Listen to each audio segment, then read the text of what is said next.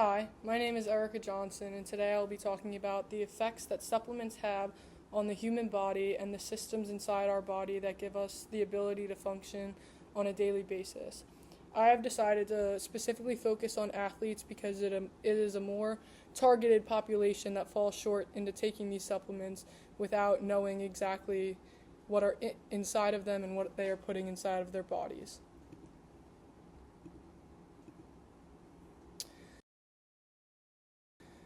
So, the reason I chose to pick athletes to focus on is because athletes are under a constant microscope and under immediate amount of pressure and feel the need to be perfect all of the time and want to gain a competitive edge over their opponents any way possible. And because these athletes have this relentless drive for success, it has created this multi-billion-dollar supplement industry that could range anywhere from like vitamins to creatine to protein powder to pre-workout, etc.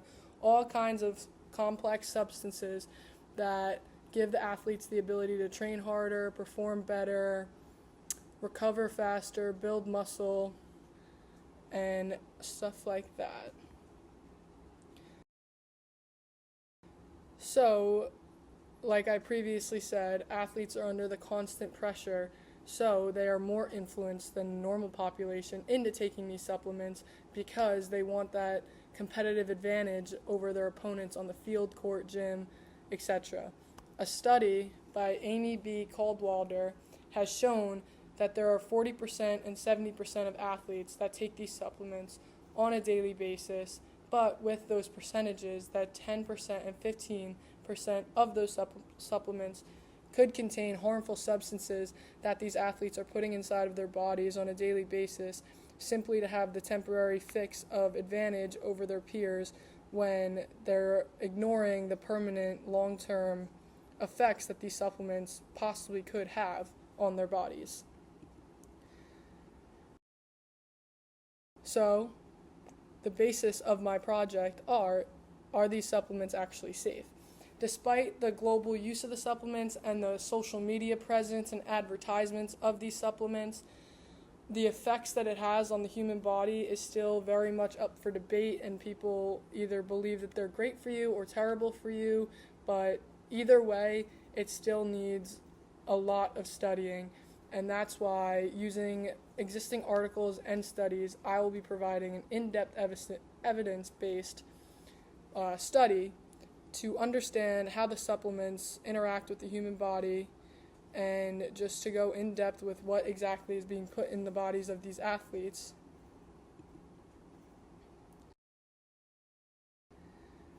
So, my first research-based thing talks about creatine. And creatine could be taken either from a powder or a pill or gummies. There's many ways to take it, and it is a supplement that is performance enhancing, that is known to help athletes both build muscle mass faster and be able to recover faster to overwork their muscles without having to truly rest or take a day off and just be able to perform a lot better. And the reason that supplements are becoming a problem and have been a problem in the past is simply because we don't know exactly what's being put in them.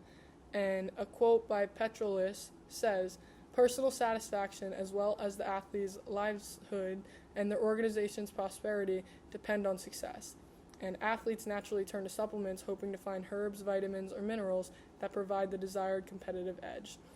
And this is what I based my research off of, or in better terms, the reason I decided to research this, because athletes do try to take the cheat code out of training just so they could have that one up on their opponents, and that's the reason that they don't even bother to read the labels on things, and they don't truly understand what they are putting in their bodies and the harm that it could cause in the long term. And that's why the problem with these athletes constantly taking the performance-enhancing supplements is because it threatens their longevity, and it could cause potential life-threatening health risks. With creatine, you regularly see young athletes going into the hospital with irregular blood counts, and it's typically either their kidney or their liver, because overuse of creatine can cause some sort of blockage inside your body that causes the kidney to shut down because it can't truly filter out all the toxins from the supplement. And that's why this should be studied, obviously, because with the growing population of supplements, it's constantly growing, more investments are being made into it, and they are still not FDA approved, and this raises the risk for young athletes who willingly ingest them because they believe that the benefits outweigh the possible negative effects on their health. And then a study by Dr. HSU back in 2022 shows that cardiovascular hazards are associated with energy drinks and other energy supplements in general, because these energy drinks or these pre-workout supplements may contain caffeine, but they far exceed the regular intake that caffeine is recommended on a daily basis. You're only supposed to have 400 milligrams of caffeine a day, and these pre-workout supplements have way more milligrams in them that these athletes don't even look at, or they might not even know that the recommended intake is only 400, when pre-workout usually only starts around 400 and could go up to 600 to 800, almost doubling the daily intake. And then this image by Wellness Plus in 2025 shows how the media constantly shows creatine, and it only talks about how it's helping muscle growth, performance, and recovery. And a study by Rawson and Volk in 2003 showed that creatine supplementation plus resistance training was 14% greater than the average increase in weightlifting performance following placebo ingestion during the resistance training. So that does support the fact that there are positive outcomes of taking creatine, but it only speaks about the muscle factors of it and does not talk about what it could potentially do to athletes' kidneys or livers and put them in the hospital. And that's why in a study by Tanner B., they showed that even regular doses of creatine can have a negative impact on the human body itself, because there's so many unknown ingredients inside of it, and our kidneys work hard to filter out toxins. But when these athletes are constantly putting this supplement inside of their body without fully knowing all the ingredients inside of it, their kidneys are working like overtime, to say in simple terms, and it does not physically have the time to filter out everything, and then the buildup can and will put them in the hospital because of it. So throughout my study, there are delimitations and limitations, and the limitations would simply be it's very hard to replicate real-world usage because it is unethical to have an experiment where researchers are asking people to put these toxins in their body when I am researching the negative effects. However, the delimitations throughout it would be focusing on one specific supplement, and throughout this study, I'll be focusing on two. I'm focusing on pre-workout and creatine. And with me doing this, it narrows down the study and makes it manageable to observe the data and just focus on a population group that already does it, so we're not asking people to put negative things in their body. So, to go into the literature review, a study by Waxby in 2021 talked about creatine, which would be the first supplement that I'm going to talk about. And it just basically says that creatine is the most studied supplement out there and the most popular definitely throughout the younger generation. And because this population is becoming more and more involved in fitness and weightlifting, it is a supplement that a lot of people go to and use on a daily basis. And then I studied a study by Baskert Tanner in which he saw a healthy 18-year-old that came into the hospital suffering from renal failure, but he came in just because he didn't feel well. He was vomited, nausea, just signs of a common cold or common sickness. And they ran a bunch of tests. They couldn't figure out what exactly was causing the renal failure to explain his kidney damage. But after all was said and was done, the doctor ended up asking him if he was taking any supplements, and if so, which ones. And it turns out he was taking creatine, and it was basically an overdose on creatine, which ultimately led to him almost going into kidney failure.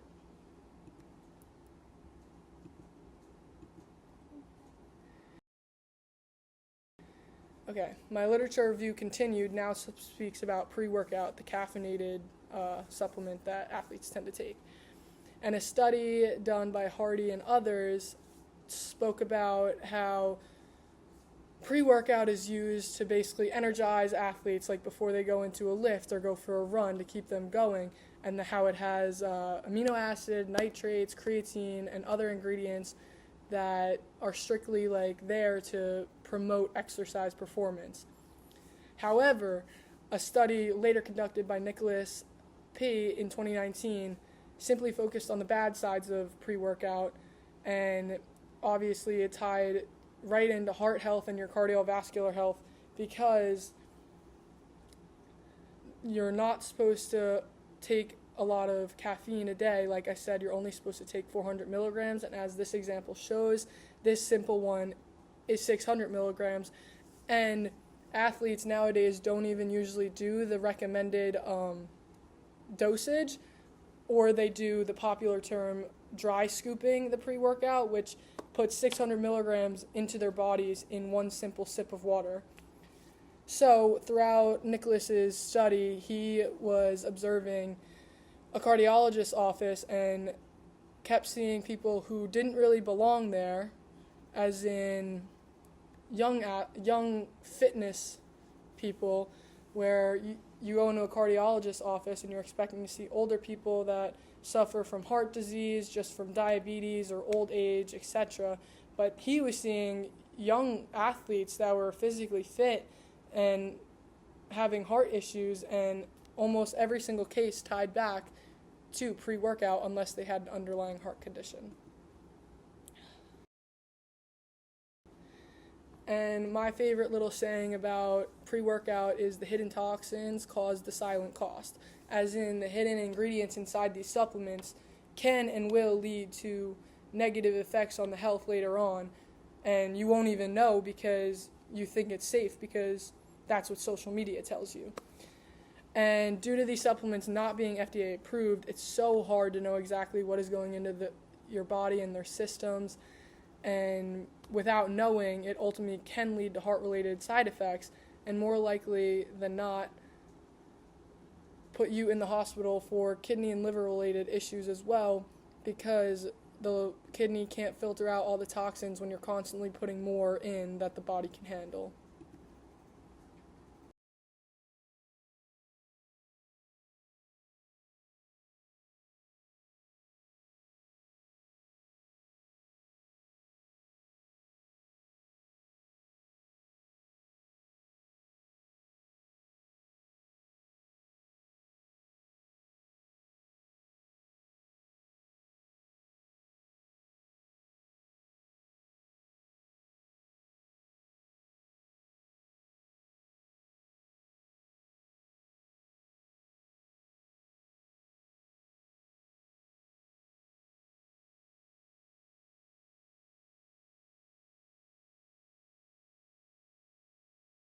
My proposed course of action would be to study the athletes here at FAU, and it would be done on campus and in the gym on campus. The demographics would have a total of 20 athletes from Palm Beach County. More specifically, it will be 2 categories, 10 boys and 10 girls, and then 5 boys out of the 10 will be people who use supplements, and the other 5 will be 5 people who do not, and then vice versa. The females will have 5 that use the supplements and 5 that do not. And the way that I will conduct this study would be through a purpose sample method. The procedure would list as the following. On the first day, the 20 athletes will give their consent in providing the researchers with their general health status along with their regular diet and nutritional intake, just to have an overview of what their everyday basics looks like. And after that, baseline measures will be determined, and that's simply just asking the athletes questions like whether or not they take supplements, what sports team they're on, and their age. And then after I have the 20 people that fit all the categories, I will split them up into Group A, which will be 5 boys and 5 girls that don't use supplements, and then Group B, the remaining 5 boys and 5 girls that use supplements.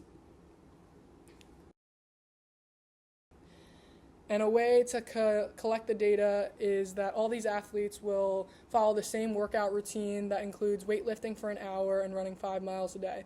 And they will also be required to drink the same amount of water, which would be 2 gallons of water a day, in order to ensure that they don't wash out any of the supplements, because your body can flush out toxins faster if you're drinking more water. And then after every week of this study, it'll go on for 1 month, so 4 weeks. Every week, the athlete will get a blood test to see their organ function, to see if everything's working as it should be, and an EKG to measure their heart rates and see if they have any irregular rhythms that are going on due to the pre-workout. This would be the table for the non-users, obviously, that would be filled out once you have the data collected on a weekly basis. And then this would be for the people that do take supplements.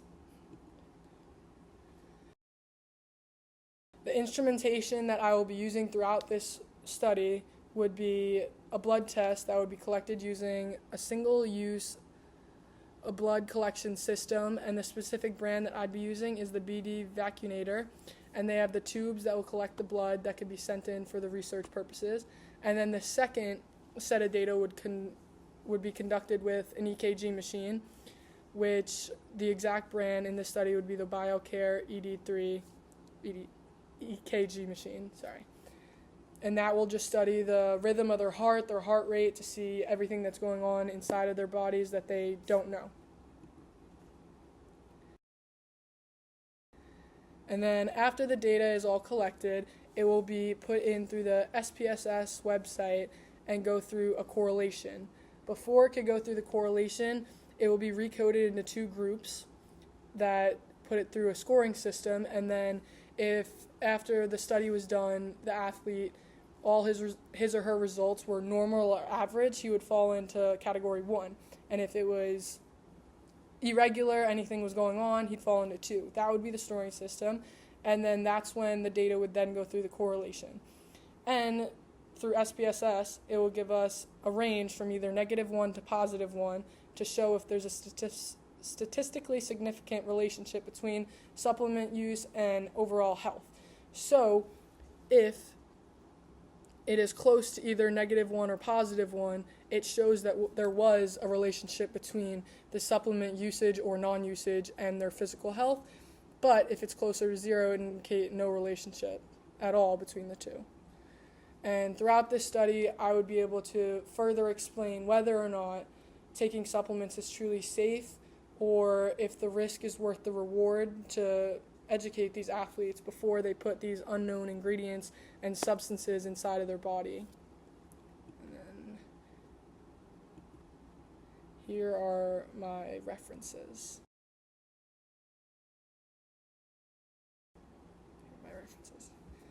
Thank you.